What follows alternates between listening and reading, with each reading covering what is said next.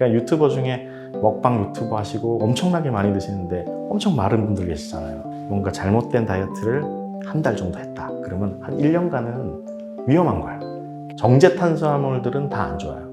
갈은 거, 떡, 갈아서 압축한 거 다 안 좋아요. 제일 추천드리는 건 16대 8 이런 거 추천드려요. 안녕하세요. 약간 살을 빼고 돌아온 한의사 김태호입니다. 반갑습니다.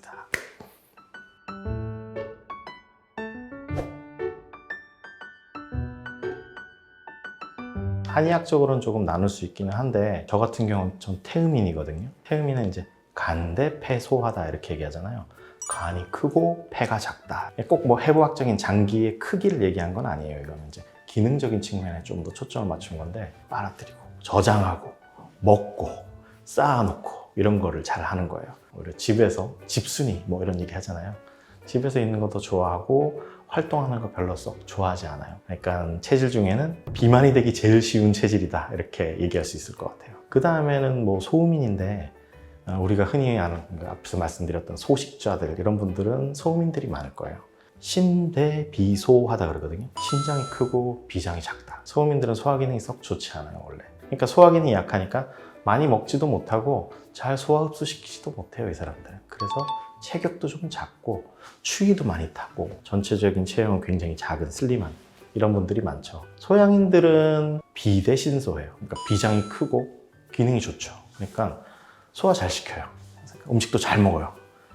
비만이 많을까요? 아니요. 소양인들은 밖에 나가서 활동하는 걸 좋아해요. 잘 움직이고 막 돌아다니고 활동적이고 약간 다혈질이에요. 그래서 살은 잘 찌지는 않은데 소화 기능이 좋다 보니까 잘 먹으면 또 찔 수 있는 그런 분들이 소양인들이에요.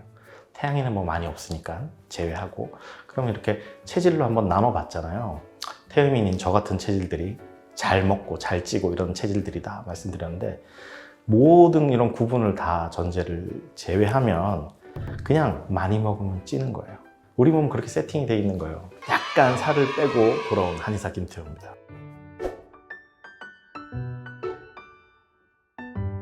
둘 중에 하나예요. 이분들은 운동량이 엄청나거나 아니면 소화 흡수를 전혀 못 시키거나 둘 중에 하나예요.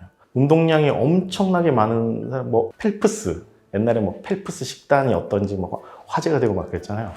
이 사람이 하루 종일 수영을 하는데 훈련을 하고 한 12,000kcal 정도 먹는다고 그래요. 근데 양이 엄청나죠. 하루 종일 먹는 양이.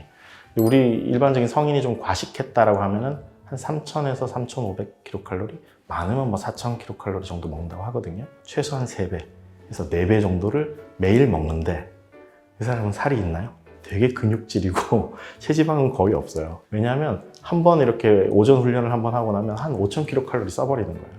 그러니까 12,000kcal를 먹어도 살이 안 찌는 거죠. 그러니까 유튜버 중에 먹방 유튜버 하시고 엄청나게 많이 드시는데 엄청 마른 분들 계시잖아요. 그런 분들 중에는 촬영할 때는 엄청 먹지만 나머지 시간은 계속 운동을 하고 있는 건지도 몰라요. 근데 그런 분이 아니라면 운동은 난 잘 안 해.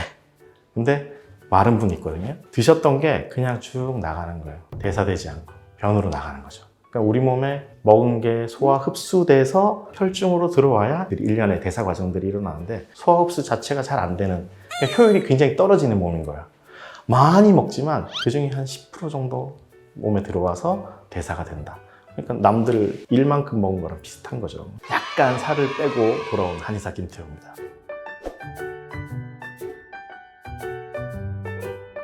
이것도 재밌는 질문인데 붓기가 살이 될까요? 그럴 것 같잖아요. 근데 그렇지는 않아요. 근데 그런 거 있어요. 부으면 체지방 분해가 잘 안 되는 거는 맞아요. 붓기가 살이 되는 건 아닌데 좀 다르죠. 그러니까 만약에 많이 부어있는 사람이 다이어트를 한다, 그래서 내가 뭔가 살을 빼야겠어 하고 시작하면 먼저 붓기가 빠지는 과정이 있은 다음에 좀 어느 정도 정상화되고 난 이후에 체지방 분해가 되겠구나, 남들보다 조금 더디게 효과가 나타나기 시작하겠구나, 이렇게 생각은 할 수 있을 거예요. 약간 살을 빼고 돌아온 한의사 김태호입니다.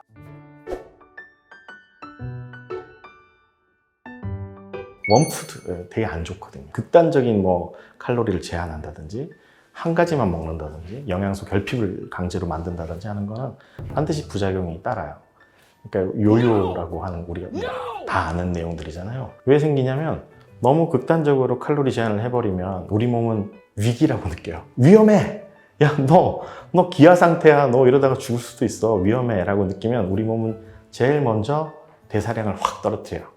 에너지 쓰는 양을 줄여버리는 거죠. 그 다음에는 뭐가 조금이라도 들어오면 저장하려고 그래요. 지방으로 막 바꿔갖고. 왜냐면 또 굶으면 그거 꺼내 써야 되니까 막 비축하는 거예요. 그런 몸 상태가 되고, 그렇게 하다가 끝냈을 때 어떻게 될까요? 보상심리 같은 게 발동을 해요. 막 더 먹고 싶어지고, 근육량도 좀 빠지거든요, 초반에. 근육량이 빠진 상태에서 더 먹고 싶어져요. 그리고 섭식을 자극하는 호르몬들이 확 올라가는데, 이 수치가 뭐 정확한 건 아닌데 한 1년 정도까지도 계속 증가한다고 해요. 뭔가 잘못된 다이어트를 한 달 정도 했다. 그러면 한 1년간은 위험한 거예요. 계속 더 먹고 싶고, 대사량은 많이 떨어져 있는데 더 먹고, 조금만 먹어도 지방을 막 저장하려고 몸 바뀌어 있고, 그러니까 다이어트 하기 전보다 근육은 더 빠져 있고, 체지방은 더 늘어나 있고, 살은 더 쪄 있고, 먹고 싶은 식탐은 더 늘어나 있고, 완전 안 좋죠. 이게 이제 요요예요, 요요. 그래서 뭔가 단순하게 한 가지로 원푸드 다이어트 같은 것들을 한다는 거는 좋지 않다는 게 지금 정설이고요. 그래서 골고루 하는 게 좋아요. 약간 살을 빼고 돌아온 한의사 김태호입니다.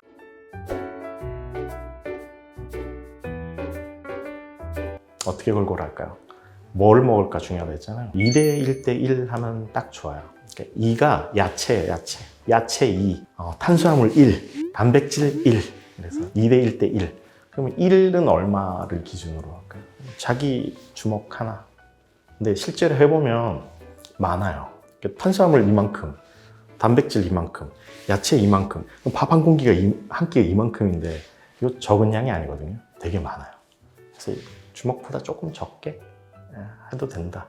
무엇을 먹냐에서 중요한 게 이 탄수화물이 되게 중요해요. 탄수화물을 뭘 먹을까? 정제 탄수화물들은 다 안 좋아요. 갈은 거, 떡, 갈아서 압축한 거 다 안 좋아요. 설탕, 단순당들, 그러니까 우리 몸에서 소화 흡수가 빠른 거는 다 안 좋아요. 최대한 천천히 소화 흡수 분해되는 것들이 좋은 거예요. 왜냐하면 혈당량을 서서히 올리니까 인슐린도 서서히 올라가고요. 인슐린 감소도 서서히 일어나요. 우리가 뭔가를 먹으면 포도당이 우리 혈중에 들어오잖아요. 그럼 이걸 써야 되잖아요. 어떻게 쓰냐면 인슐린이 막 분비돼서 우리가 그걸 쓸 수 있게 돼요. 근데 단순당, 설탕을 한 스푼 먹었어. 그러면 혈당이 확 치솟겠죠. 그럼 인슐린도 뒤따라서 야야야야 이러면서 막 치솟을 거예요. 이런 거가 반복되면 피곤하겠죠. 인슐린이 계속 작용을 하니까 인슐린 저항성도 생기고 비만으로 가는 거예요. 정제 탄수화물 피하고 2대 1대 1로 식사를 하고, 언제 먹을까? 시간. 제일 추천드리는 건 16대 8 이런 거 추천드려요. 16시간은 굶고 쉬게 하는 거야. 너 좀 쉬어라. 8시간은 먹고. 간헐적 단식이라고 하잖아요. 근데 사실 이게 그게 어려운 개념이 아닌 게 그냥 쉬어주게 만드는 시간을 가지자라는 거잖아요. 우리도 일하다 보면은 야근할 수도 있는데 하루 이틀은 365일 계속 야근을 시키면 다니고 싶지 않은 회사가 되잖아요. 몸이 망가질 거예요. 과로로 쓰러지기도 하고. 똑같아요.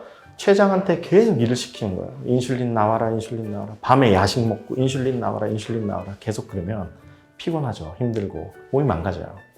똑같은 거예요. 췌장한테 쉬는 시간을 주는 거예요. 너 쉬어. 인슐린 안 나와도 돼.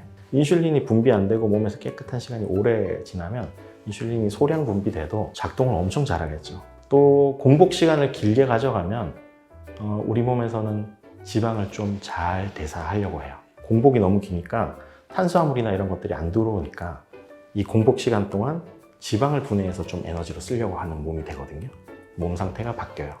그래서 있는 체지방 분해해서 막 쓰게 될 거예요. 그럼 더 좋잖아요. 그래서 공복이 중요하다.